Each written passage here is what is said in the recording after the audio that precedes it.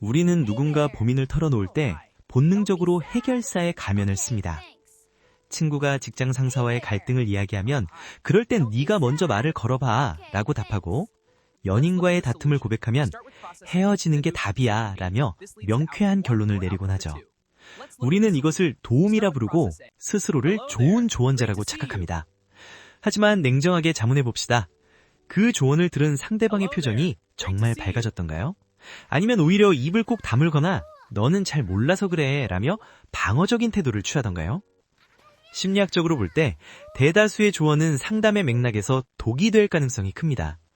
분석하신 영상에서 인생을 지루하게 만드는 첫 번째 원인으로 관심의 원, 내가 통제할 수 없는 일에 집착하는 것을 꼽았듯이, 조언자 역시 상대방의 내면이 아닌 외부의 상황에만 집착할 때 비극이 시작됩니다. 조언은 본질적으로 상대방의 상황을 내가 통제하려는 시도이며, 이는 듣는 사람의 주체성을 훼손하는 행위가 될 수 있기 때문입니다. 우리가 상담 상황에서 가장 먼저 깨달아야 할 진실은 이것입니다.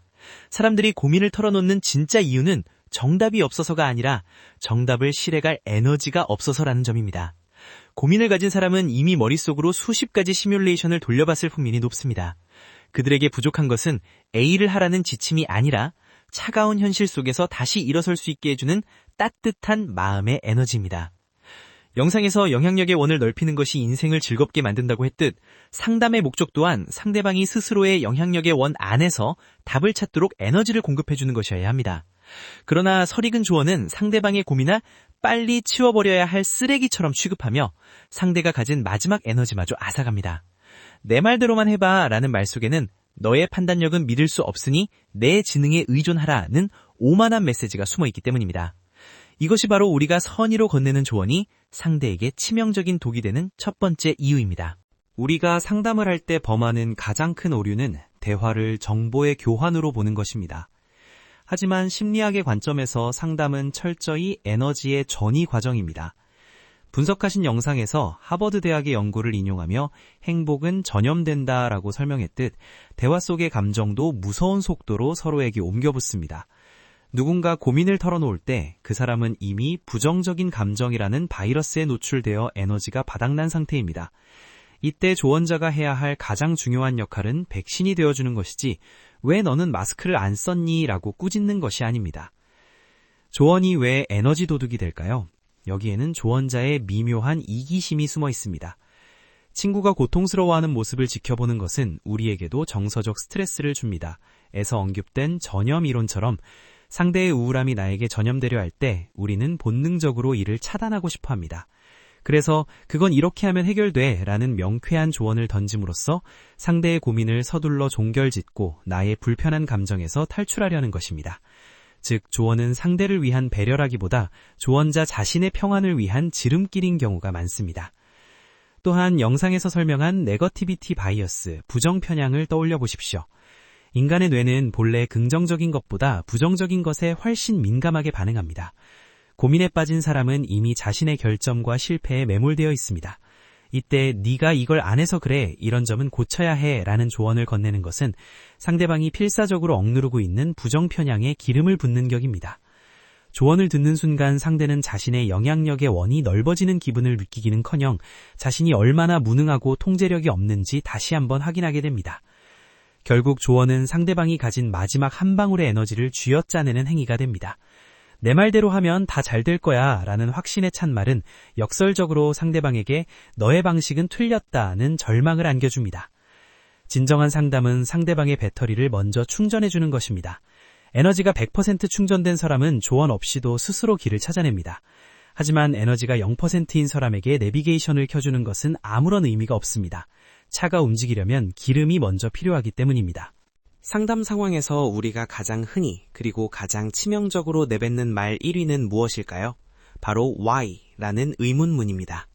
왜 그렇게 생각했어? 왜 그때 그렇게 행동했니? 왜 진작 말하지 않았어?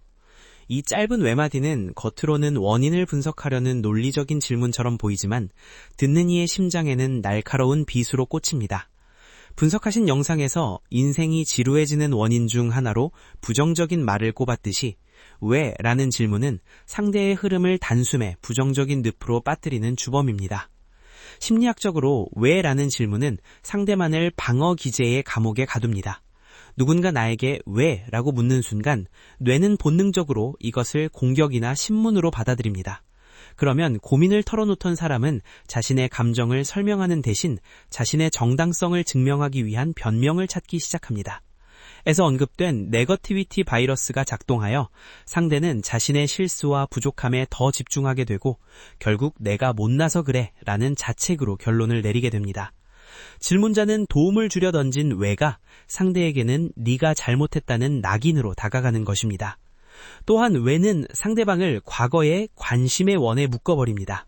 이미 벌어진 일, 내가 통제할 수 없는 과거의 사건에 대해 이유를 묻는 것은 에너지를 생산하는 것이 아니라 소모하는 행위입니다. 영상에서 영향력의 원에 집중할 때 인생이 즐거워진다고 강조했듯 진정한 상담은 과거의 원인이 아니라 미래의 가능성을 향해야 합니다.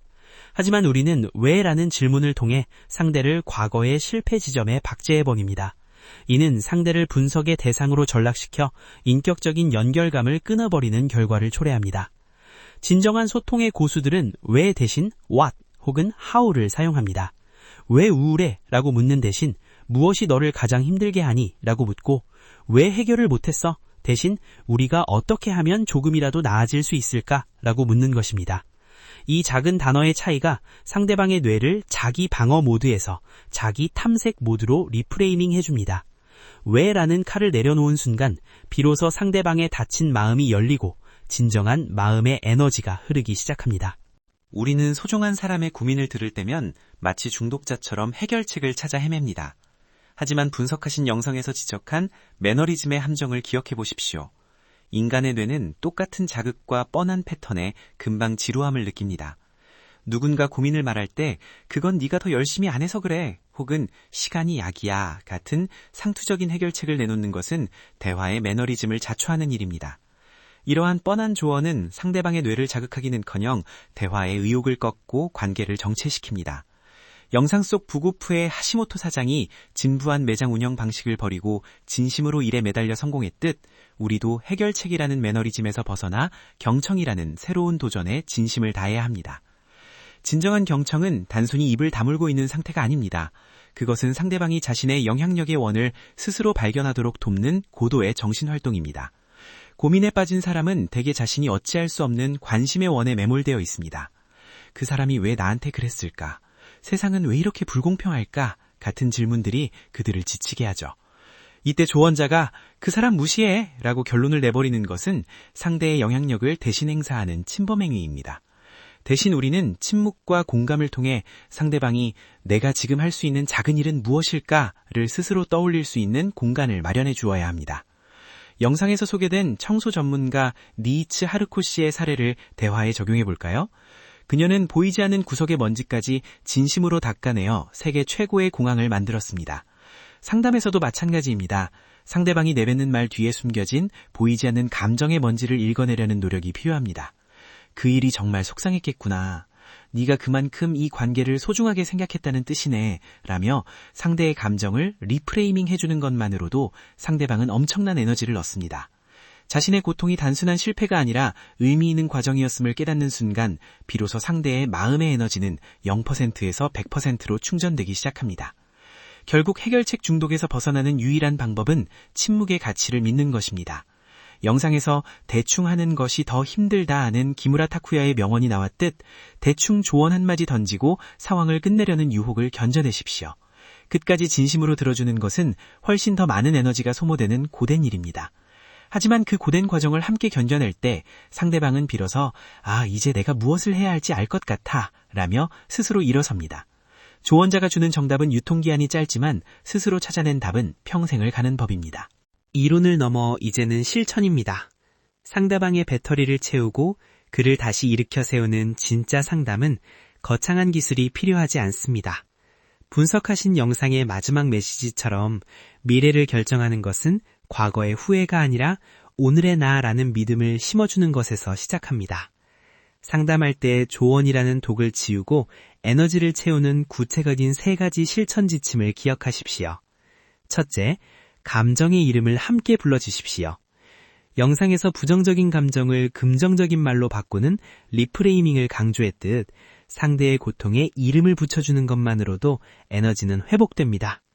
억울했겠네, 막막했겠다 라며 상대가 느끼는 감정을 정확히 짚어주면 상대는 비로소 나를 이해하는 사람이 곁에 있다는 안도감을 느낍니다. 이 정서적 안정감이 바로 정답을 찾아가는 연료가 됩니다. 둘째, 자생력을 신뢰하는 침묵을 견디십시오. 상담의 1위 금기어가 조언인 이유는 상대가 스스로 일어설 수 있다는 힘을 무시하기 때문입니다. 상대방이 말을 멈추고 생각에 잠겼을 때 서둘러 해결책을 던져 침묵을 깨지 마십시오. 그 침묵은 상대방이 자신의 영향력의 원 안에서 밥을 찾기 위해 고군분투하는 거룩한 시간입니다. 그 시간을 묵묵히 지켜봐주는 것만으로도 상대는 나는 혼자가 아니며 나에 대는 이 문제를 해결할 힘이 있다는 사실을 온몸으로 체득하게 됩니다. 셋째, 부정적인 단어를 가능성의 언어로 함께 리프레이밍 하십시오. 영상에서 지쳤다를 오늘도 최선을 다했다로 바꾸어 말할 때 뇌의 회로가 바뀐다고 설명했듯 상대방의 실패를 배움으로, 상처를 성장으로 바꾸어 표현해주는 조력자가 되어야 합니다. 이 고통이 너에게 어떤 메시지를 주고 있는 걸까? 라는 질문은 상대를 과거의 감옥에서 꺼내어 미래의 가능성으로 연결해줍니다. 결국 상담에서 절대로 하면 안 되는 말 1위가 조언인 이유는 명확합니다. 조언은 상대의 입을 막고 뇌를 멈추게 하며 에너지를 앗아가기 때문입니다. 진정한 도움은 상대방의 상황을 대신 해결해주는 것이 아니라 그가 다시 자기 인생의 주인으로 설 수 있도록 마음의 에너지를 넉넉히 나누어 주는 것입니다. 분석하신 영상의 마지막 인사처럼 우리 각자가 누군가에게 따뜻한 에너지를 전하는 존재가 될 때 우리의 인생 역시 더 풍요롭고 즐거워질 것입니다. 오늘 여러분 곁에 있는 소중한 사람에게 조언 대신 네 곁에 내가 있어 라는 든든한 에너지를 선물해 보세요. 그 작은 변화가 기적 같은 관계의 회복을 불러올 것입니다.